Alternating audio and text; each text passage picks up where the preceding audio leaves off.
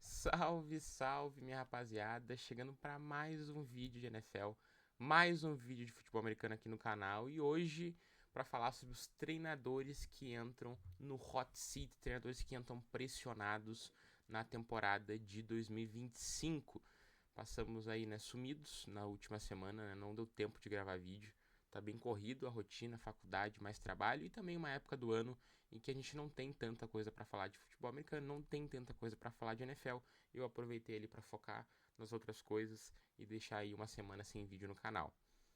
Mas hoje voltamos. Peço que vocês deixem um like nesse vídeo, se inscrevam no canal, compartilhem com os amigos para que a gente cresça cada vez mais aqui dentro do YouTube. E é isso. Bora pro vídeo falar sobre os treinadores que entram pressionados na temporada de 2025. A minha câmera tá um pouco estranha. Eu fiz um teste antes, ela tava assim, já não sei o que aconteceu aqui, mas a luz tá dando alguma espécie de... parece que ela tá um pouco embaçada. Mas vamos assim mesmo. Primeiro treinador, Brian Daboll, acho que é um dos mais indiscutíveis. Acho que quando a gente fala em treinadores pressionados na temporada de 2025, vai ser um dos primeiros nomes que vai vir na cabeça de muita gente. O Brian Daboll, ele em 2022 assumiu como head coach do New York Giants, teve já uma das suas melhores temporadas como head coach e talvez a sua melhor temporada como... talvez não, com certeza a sua melhor temporada como head coach dentro da NFL e chegou aos playoffs. E vale destacar, ele tem um primeiro ano muito... primeiro ano não, desculpa, uma primeira metade muito boa com aquele New York Giants cara, vamos ser bem sinceros aqui, num ataque que fluiu muito bem na primeira metade, num jogo muito simples, né? Se vocês lembrarem, era muito run pass option com o Saquon Barkley. Quando o linebacker reagia, o Daniel Jones segurava a bola e lançava no meio do campo. Quando o linebacker não reagia, ele soltava no Saquon Barkley e o Saquon Barkley fazia a corrida. Então era basicamente só isso. E foi administrando. Foi assim que o Daniel Jones expôs a defesa dos Vikings nos playoffs, nesse modelo de jogo. Então parou de dar um pouco certo na segunda metade da temporada, deu certo nos playoffs, pegou o Philadelphia Eagles na semifinal de conferência e tomou um vareio daquele time que chegou no Super Bowl e perdeu pro Kansas City Chiefs. Então assim, o Brian Daboll tem uma primeira metade de temporada muito boa com os Giants em 2022. Depois é muito inconsistente. 18-32 é o time que tem uma vitória e uma derrota nos playoffs, justamente nesse seu primeiro ano como head coach. E um trabalho que, principalmente pelo lado ofensivo, deixa muito a desejar. Não conseguiu encontrar seu quarterback. Aquilo do Daniel Jones ter dado certo pode ter atrasado ele um pouco. E agora entra muito pressionado, principalmente porque, primeiro, ele precisa mostrar que ele encontrou seu quarterback. Seja ele Russell Wilson, seja Jackson Dart, seja quem for. Precisa mostrar que pelo menos tem consistência no seu ataque. Porque tem boas peças, né? O time é melhor no lado ofensivo, tem recebedores melhores, tem um jogo terrestre melhor, então precisa apresentar resultados, principalmente no lado ofensivo. Defensivamente, o time já não é tão ruim, mas também precisa apresentar melhora, porque a secundária melhorou bastante no off-season. E o grupo de pass rushers, o grupo de linha defensiva é um dos mais completos, um dos mais profundos de toda a NFL. Então assim, o Brian Daboll precisa apresentar resultado. Não estou dizendo que ele precise ser campeão de conferência. Eu estou dizendo que ele precisa entregar, nem que sejam 7 vitórias, 8 vitórias, mas mostrar assim, não. Nós apresentamos uma melhora considerável de um ano para outro. Nossos jogadores novos conseguiram melhorar de um ano para outro.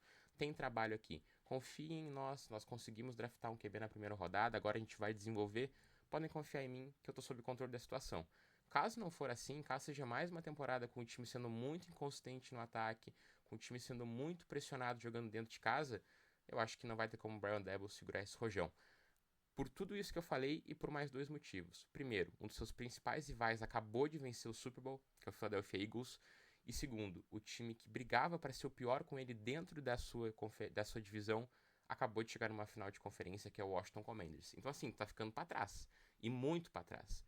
Hoje, no papel e nas expectativas de todo mundo, os Giants são, por muito, o pior time dentro da divisão, dentro da NFC East. Então, assim, Brian Daboll precisa apresentar resultados, senão ele vai ser um dos primeiros treinadores demitidos. Não sei nem se vai ser durante a temporada, não tem como eu adivinhar isso, mas provavelmente vai ser um dos primeiros treinadores a serem demitidos, caso ele não mude esse panorama. Quem também precisa mudar o panorama é Mike McDaniel. Mike McDaniel também foi um treinador que assumiu em 2022. Diferente do Brian Daboll, ele já teve 2 vezes nos playoffs, mas o Brian Daboll ganhou um jogo. O Mike McDaniel nunca ganhou. Ao todo são 28 vitórias e 25 derrotas em temporada regular. O que aqui é o grande ponto do Mike McDaniel? Ele precisa mostrar que esse time joga contra adversários fortes. A torcida dos Dolphins, o dono, ninguém quer saber de ficar batendo no Denver Broncos na semana 5, se vai chegar na semana 12 em casa e vai tomar pavoro do Buffalo Bills do Josh Allen. Ninguém quer saber se vai ganhar do Carolina Panthers de 80 pontos na semana 8, se vai chegar na semana 17 para enfrentar um jogo contra o Buffalo Bills valendo o título da divisão e vai tomar pavoro. Ninguém quer saber se vai ganhar por 70 pontos, sei lá, do Atlanta Falcons na semana 9, se vai chegar na primeira rodada dos playoffs e vai tomar pavor do Patrick Mahomes, com o time sendo escandalosamente humilhado num frio avassalador de Kansas City. Eu peço desculpas para vocês a minha voz, porque aqui no Rio Grande do Sul, essa mudança de clima, para quem tem rinite, sinusite, todos os ites possíveis é complicado. Mas dando continuidade, o Mike McDaniel ele precisa apresentar constância no seu trabalho. É muito legal a filosofia de jogo dele. É um dos play callers mais criativos da NFL. Ponto. Isso é um fato. É um cara que sabe montar um ataque interessante, um ataque legal, um ataque bonito de ver. Mas é um cara que encontrou poucas situações quando o time enfrentou adversários melhores, quando esse time enfrenta contenders, quando esse time enfrenta times que vão estar lá em janeiro, e são esses jogos que a torcida quer vencer, o time não encontra soluções. Nunca. É facilmente explorado pelos adversários, nos dois lados da bola. Os times encontram respostas e o Mike McDaniel fica sempre com os braços atados. E além disso, também tem o fator de os Dolphins foram muito feios de se assistir ano passado, desculpa. Porque o time Mike McDaniel não encontrou soluções para quando o Tua não esteve disponível. O time não tinha nada sem o Tua em campo. Eu sei que muita gente não gosta do Tua, muita gente tem seus problemas, eu também tenho os meus, mas é inegável que o Tua é importantíssimo, principalmente para o Mike McDaniel. E se ele não encontrar soluções para um quarterback que está constantemente lesionado, não tem como tu manter um treinador desse. Tu sabe que teu QB enfrenta problemas, por que tu não foi atrás de um QB2 melhor? Por que tu não montou um plano melhor para caso o Tua se machucasse? Porque, bom, aqui não é uma questão de ter que adivinhar se o Tua vai se machucar ou não. Não, tu trabalha com as probabilidades. Se tu sabe que teu quarterback tem um histórico de lesões, por que tu não tem um plano melhor para caso uma lesão aconteça com ele? Que é possível, porque ele tem esse histórico. Então, assim, eu acho que o Mike McDaniel entra pressionado. Não só pelas questões de resultado contra equipes mais fortes, mas também pela maneira como o time se comporta quando o Tua não está disponível, e isso cai muito na conta do Mike McDaniel também. Terceiro nome, Raheem Morris, talvez aqui um nome mais talvez controverso, mas que para mim ele entra pressionado. Por que ele entra pressionado? Raheem Morris ele assumiu só em 2024, né? Então assim, é uma temporada como head coach, ele tá indo para sua segunda e eu já tô colocando ele no hot seat. Mas aqui é muito mais por um contexto tanto da carreira do Raheem Morris, mas principalmente o que esse Atlanta Falcons carrega com ele. Que é o quê? Bom, Raheem Morris assumiu um dos times que está numa das piores divisões da NFL, que é a NFC South. E um time que não tem uma campanha positiva há muito tempo. Eu não lembro de cabeça agora, mas 2016 ou 2015, algo assim. Então vão 10 temporadas basicamente em que o time não tem uma campanha positiva. É muito tempo, ainda mais estando numa divisão que não é nem de perto uma das mais competitivas da NFL. Então ele precisa ter uma campanha positiva em 2025, senão eu não sei se ele vai estar no comando da equipe em 2026. Porque o time tem um QB em contrato de calor, então assim, tu pode trocar o teu head coach para ir atrás de uma mente ofensiva, caso dê errado, né? Tu pode encontrar soluções melhores. Além disso, 25-40 como recorde em temporada regular sendo head coach. Então assim, se tu tem um histórico de que tu precisa reverter, que é o teu time não ter temporadas positivas, e o teu treinador vai ter um recorde de 30, 50 e poucos no final da temporada, é complicado. Né? Tu não chega na temporada de 2026 confiante de que esse cara que vai mudar esse histórico recente de temporadas e mais temporadas tendo campanha positiva, se ele não consegue ter uma campanha positiva dentro da própria carreira dele como head coach, considerando o passado dele, não só dentro do Atlanta Falcons. Então assim, é um treinador que não é primeira passagem, ele já teve sua oportunidade. Chegou num time de uma divisão fraca, que tinha claramente um resultado que era pelo menos se não fosse ser campeão da divisão, ficar positivo ao final da temporada. Não entregou isso no primeiro ano. Se não entregar isso no segundo, levando em consideração que a defesa tá melhor, que tem mais peças, principalmente no pass rush, que era um dos principais defeitos desse time, eu acho que o Raheem Morris também corre grande risco de estar fora do Atlanta Falcons quando a temporada acabar. Outro nome aqui, Kevin Stefanski, treinador do Cleveland Browns desde 2020. Chegou 2 vezes aos playoffs, venceu um jogo, perdeu 2, então perdeu um jogo no Divisional Round e um jogo no Wild Card. 40-44 como recorde de temporada regular. Teve 2 temporadas em que ele atingiu pelo menos 11 vitórias. E é um treinador que passou seus altos e baixos dentro do Cleveland Browns. Eu acho que a sua saída seria muito mais um recomeço do que assim algo que se faça totalmente necessário, né? O que eu quero dizer com isso? Kevin Stefanski teve boas temporadas, ele soube aproveitar um pouco daquele núcleo que ainda tinha, aquele núcleo competitivo do Cleveland Browns, principalmente do lado defensivo da bola, conseguiu extrair algo que ninguém esperava mais do Joe Flacco naquela temporada em que o time chega aos playoffs. E bom, é mérito dele, isso, sem dúvida nenhuma. Mas ele também é um treinador que apresentou inconsistências ao longo da sua carreira. Tem temporadas em que o ataque produz muito pouco, como a temporada passada. Foi contratado, foi dado a ele a confiança de ser o cara que ia trazer o Deshaun Watson de volta. Ele não consegue. Não é culpa dele exclusivamente, porque o Deshaun Watson é um caso perdido, mas enfim, foi dado a ele essa confiança e o time agora desistiu do Deshaun Watson.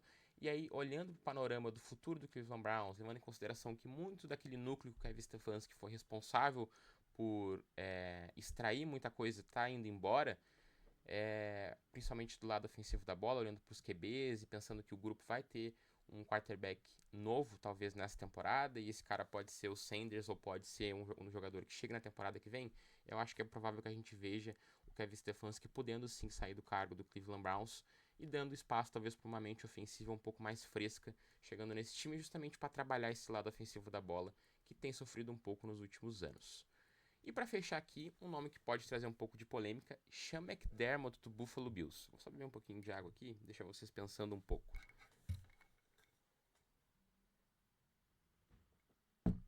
A campanha do Sean McDermott em temporada regular não justificaria a queda dele, né? Até porque são 86 vitórias, 45 derrotas, é quase o dobro de vitórias do que de derrotas. Já está há bastante tempo no Buffalo Bills, desde 2017. Chegou 7 vezes aos playoffs, então um número considerável. Venceu diversas vezes a sua divisão. Mas ele esbarra numa coisa que é os playoffs, né? É o Kansas City Chiefs, principalmente. É um time que tem enfrentado problemas na hora em que precisa mostrar. E muitos desses problemas eu coloco na conta do Sean McDermott. O Sean McDermott ele tem um papel basicamente nessa equipe do Buffalo Bills, que é montar essa defesa. Ele deixa designado muito do ataque para os seus coordenadores ofensivos. E qual que é o maior problema do Buffalo Bills, principalmente nos jogos contra o Kansas City Chiefs? É o ataque? Não é. Não é o ataque. É o Josh Allen? Também não é. É a defesa. É uma defesa que, no início, quando ele assumiu o time, realmente era uma defesa acima da média. Uma defesa que pegava top 10 constantemente, mas que chega nos playoffs e abre as pernas. Uma defesa que chega nos playoffs e o Sean McDermott tem medo de jogar. Chega nos playoffs, ele é reativo. Chega nos playoffs, ele tem um drive de 13 segundos para parar o Kansas City Chiefs. E ele coloca os safeties lá no fundo do campo e dá o campo inteiro para o Kansas City Chiefs conseguir chutar um field goal. Então é um cara que é, com todo respeito à palavra, medroso na hora de jogar playoffs. É um cara que tem medo de tomar decisões arriscadas. É um cara que tem medo de vencer.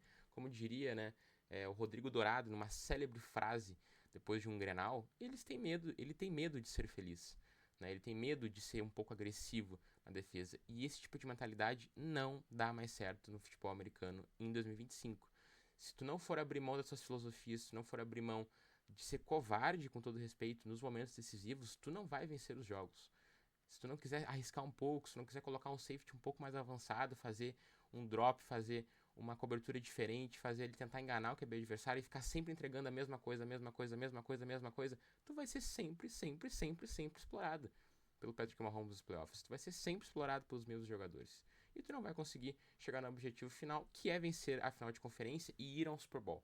Hoje, para mim, se o Buffalo Bills não chegou até um Super Bowl, não é por causa do Josh Allen, não é por causa do ataque, e não é por causa de jogadores da defesa. É por causa do esquema do Sean McDermott e das decisões que ele tomou nos momentos decisivos dos playoffs, em que ele esteve com o jogo na mão, que ele tinha o drive na mão, que ele tinha a oportunidade de fazer diferente, e ele simplesmente se recusou, ele simplesmente foi covarde, simplesmente foi medroso. Não adianta nada vencer a divisão ano após ano, entregar 10, 12, 11 vitórias ano após ano, se vai chegar nos playoffs e todo mundo já sabe o resultado final. Não sei se a diretoria do Buffalo Bills pensa o mesmo. Acho que não, porque senão já teria demitido. Né? Mas eu acho que eles estão de olho nessa situação. Acho que se o Sean McDermott não vencer a conferência, ou se o Sean McDermott cair de novo pro Kansas City Chiefs, eu acho que ele corre sim um sério risco de ser demitido do Buffalo Bills no final dessa temporada, mesmo tendo tido um histórico, principalmente temporada regular, muito bom. Na hora H, tá faltando mais para o Sean McDermott. Certo? Espero que vocês tenham gostado do vídeo. Não esqueçam, deixem um like, se inscrevam no canal e sigam o Landing Zone BR tanto no Twitter quanto no Instagram. Um abraço, valeu e tchau!